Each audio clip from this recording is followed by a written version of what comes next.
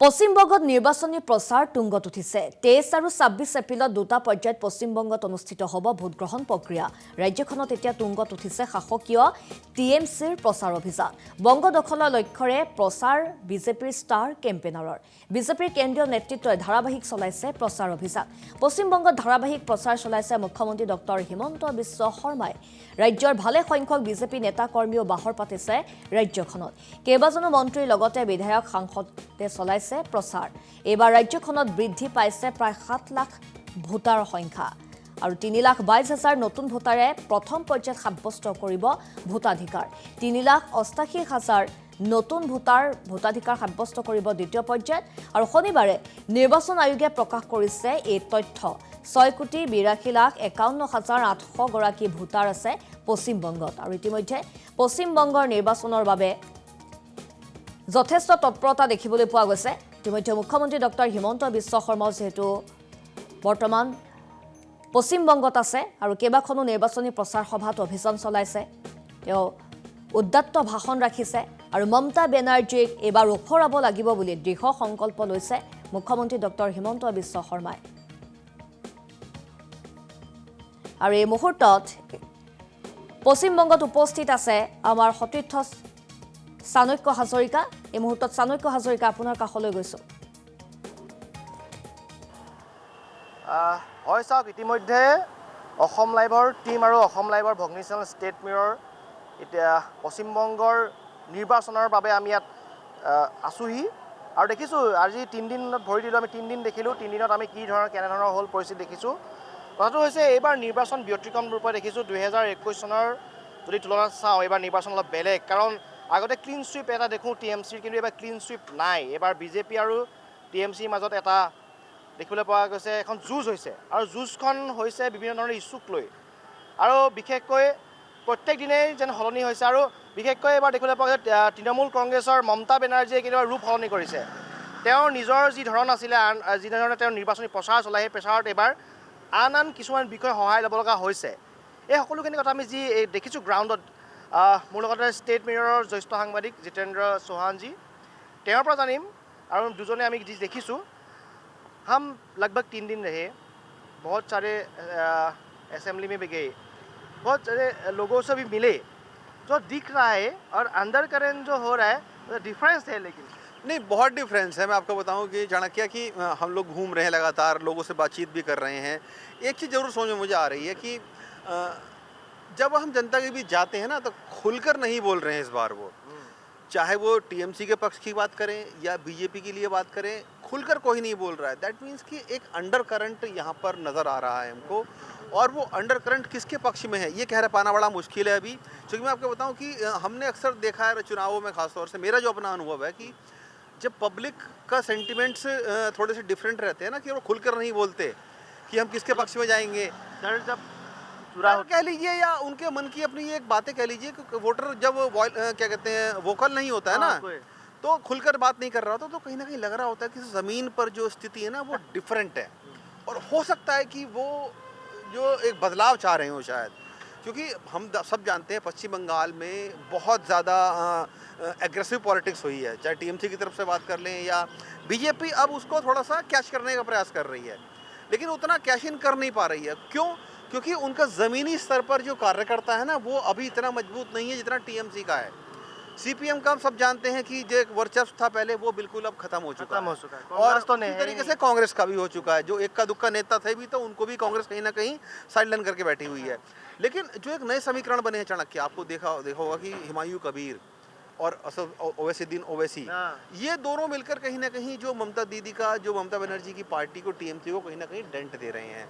खास तौर से अगर हम बात करें मुर्शिदाबाद के इलाके में, मालदा के इलाके में या बीरभूम के इलाके में, बहुत सारे जहाँ पर मुस्लिम बहुल सीटें हैं, वहाँ पर कहीं ना कहीं जो ये एम फैक्टर है वो नज़र आ रहा है। और ममता बनर्जी भी इस बात को कहीं ना कहीं जान रही थी कि शायद मेरे को प्रॉब्लम होगी। लेकिन चाणक्य आप देखिए कि एक बड़ा मुद्दा था, अगर आपने गौर करेंगे उस पर, तो वो था महिलाओं का, जिसको लेकर संसद में हमारे यहाँ पर महिला आरक्षण बिल को लेकर लाया जा रहा था, जिसमें 33% आरक्षण की वो बात कह रहे थे। लेकिन किस तरीके से संसद में वो बिल पारित नहीं हो पाया, तमाम जो विपक्षी दल थे वो एक साथ होके एकजुट हो गए। और मैं आपको बताऊं कि ये बहुत सोचने वाली बात है।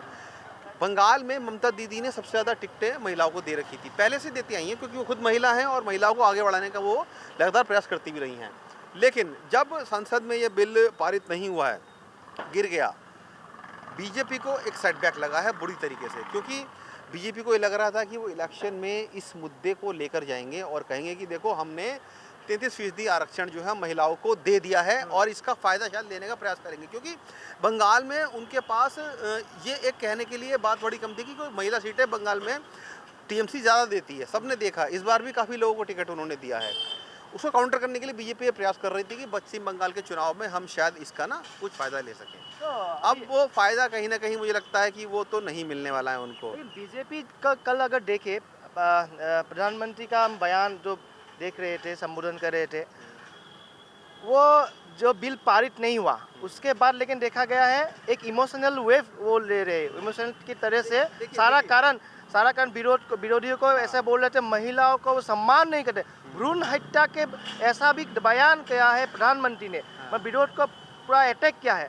तो ये इस इलेक्शन पे बीजेपी को फायदा होगा, जो इमोशनल जो मतलब सपोर्ट। देखिए ये प्रधानमंत्री का ना एक बहुत मतलब उनकी टैक्टिक्स है लीजिए, और इसीलिए कि वो जनता से कनेक्ट करना बखूबी जानते हैं। उनसे अच्छा ऑरेटर शायद नहीं है देश में इस वक्त, मान के चलिए आपको। उन्हें पता है कि जनता की नब्ज़ क्या है, क्या टटोलना है और कहाँ उनको टारगेट करना है। अब चूंकि महिलाओं से जुड़ा मुद्दा एक भावनात्मक मुद्दा है, वही सब जानते हैं कि अगर 33% आरक्षण अगर हो जाता है तो कहीं ना कहीं महिलाओं को आगे बढ़ाया जाएगा। अब वो तो बिल पास हुआ नहीं है, तो कहीं ना कहीं जनता के सामने तो आना ही था। आप सोचिए कोई एक बिल के लिए प्रधानमंत्री नेशनल टेलीविज़न पर आकर संबोधित करते हैं, जबकि पार्लियामेंट में बोल चुके थे वो, पारित नहीं हुआ क्योंकि बीजेपी को सेटबैक लगा है उस चीज़ का कि हम बिल ये पारित नहीं करा पाए, इसका जो फ़ायदा हमें मिलना चाहिए था वो नहीं मिला। दूसरी पार्टियों को इसके क्या रिपरकशन फेस करने पड़ेंगे, डजंट मैटर। वो पार्टी अपने आप देखेंगी, उन्हें ही पता है कि अगर हमने बिल पास नहीं किया है तो हमें शायद नुकसान होगा। लेकिन वो जानती हैं कि इसका ज़मीनी स्तर पर, खासतौर से बंगाल की पॉलिटिक्स में ज़्यादा असर पड़ने वाला नहीं था। और चाणक्य को बता दूं कि ये जो बिल फेल अगर हो गया है ना, तो कहीं ना कहीं जो ममता बनर्जी बैकफुट पर आ गई थी बंगाल में पिछले कुछ दिनों में, हमने देखा था कि जो बयानबाजी है उनकी आ रही थी, जिस तरह की लैंग्वेज यूज़ कर रही थी, कहीं छटपटाहट नज़र आ रही थी उनके बयानों में और बौखलाहट थी कि शायद उनकी ज़मीन थी वो खिसक रही थी। लेकिन अब जब कि बिजली पूरी तरीके से फेल हो चुका है, ममता दीदी को एक एनर्जी बूस्टर मिल गया है। हमने बयान देखे हैं उनके, तो लगातार अब हमलावर हो गए बीजेपी पर कि देखिए ये गलत तरीके से इस बिल को लेकर आ रहे थे, परिशीलन करना नहीं चाहते हैं और कहीं ना कहीं जो पूरा मुद्दा था उसको खराब करना चाह रहे थे, गलत तरीके से बिल लेकर आ रहे थे। तो ममता दीदी इस मुद्दे को इस चुनाव में बखूबी निभाएंगी और उसका फ़ायदा उठाएंगी और जनता के बीच जाएंगी। कहीं ना कहीं बीजेपी बैकफुट पर इस मुद्दे पर लेकर आ चुकी है और ममता दीदी को मैं कहूँगा कि कहते हैं ना कि हारे को तिनके का सहारा होता है, वो शायद मुझे लगता है ममता दीदी को इस मुद्दे के ज़रिए बंगाल में मिल गया है और वो इस इशू को लेकर अब ज़रूर आगे बढ़ेंगी और टारगेट करेंगी ऑडियंस को, हमलावर होंगी बीजेपी पर, क्योंकि उन्हें पता है कि जो एम फैक्टर है ना बंगाल के चुनाव में, एम फैक्टर फिर से मुस्लिम, महिला और ममता दीदी उसमें अब सबसे बड़ी नेता, सबसे बड़ा एम फैक्टर बनकर आएंगी। और भी बोले हम लोगों का भी एम फैक्टर है, मिडिल क्लास, महिला, मटुआ, बिल्कुल वो भी बोल रही है, बिल्कुल बोल रही हैं। लेकिन चूंकि देखिए बीजेपी कह ज़रूर रही है, लेकिन चाणक्य क्या होता है कि जब पॉलिटिक्स में होते हैं ना, ज़मीनी स्तर पर आपका कार्यकर्ता होना बहुत ज़रूरी है। बीजेपी ने नो डाउट इस बार मेहनत की है, उनके कार्यकर्ता दिख भी रहे हैं, लेकिन अभी भी उस तरीके से ग्रास रूट लेवल पर वो अपनी पकड़ नहीं बना पाए हैं जो टीएमसी की है। वो उसको पाठ पाना भी बीजेपी के लिए बहुत दूर की कौड़ी नज़र मुझे आती है। लेकिन हाँ, इतना ज़रूर है कि यहाँ टक्कर दे रही है बीजेपी, कितना टक्कर दे पाएगी वो 4 तारीख को जब रिजल्ट आएंगे पता चल जाएगा। लेकिन हाँ, इतना ज़रूर कह सकते हैं कि अंडर करंट बहुत है इस बार। एक बात देखा गया, जो बिल मतलब कल तक जो 50-50 था बीजेपी टीएमसी, लेकिन अब 50-50 नहीं है। पहले भी 50-50 नहीं था, मैं आपको बताऊं आपसे, पहले भी क्योंकि बंगाल में महिलाओं का बिल का आरक्षण जो है बहुत ज़्यादा मैटर कर नहीं रहा था, मैटर नहीं करता। तो बीजेपी उसको जानबूझकर उठा रही थी, एस्केलेट कर रही थी, ताकि एक मैसेज दिया जाए कि हम महिलाओं की हितैषी पार्टी हैं, ममता दीदी हितैषी पार्टी नहीं है, विपक्ष में बैठी है, पास नहीं होने दे रही है। तो वो सब चीज़ें थी अपना, लेकिन मुझे लगता नहीं कि वो बहुत ज़्यादा काम आने वाला है। आसलते एया आसले ज्येष्ठ साংবাদিক स्टेट मेयर आमार जितेंद्र चौहान।